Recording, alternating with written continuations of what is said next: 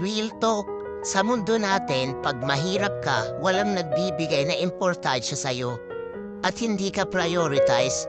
Kung sino pang mayaman, siya pang binibigyan, siya pang nireregaluhan ng mamahaling bagay. Sila pang nangunguna sa mga listahan ng ayuda. At higit sa lahat, pag mahirap ka, walang pumapansin sa'yo, pahirapan din makakuha ng respeto. Bilang lang ang kaibigan at mga taong malapit sa'yo, samantalang pag mayaman, kahit kaapu-apuhan nila, nirirespeto, minamahal ng tao, kinakampihan at pinagtatanggol kahit sa anggurado. Ang unfair sa mundo, no? Dinaig pa ng tao ang Diyos.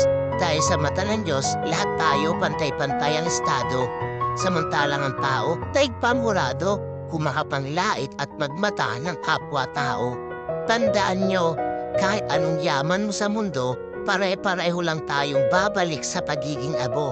Magkakaiba lang tayo ng patutunguhan sa oras na tayo ay hatulan na ng may kapal.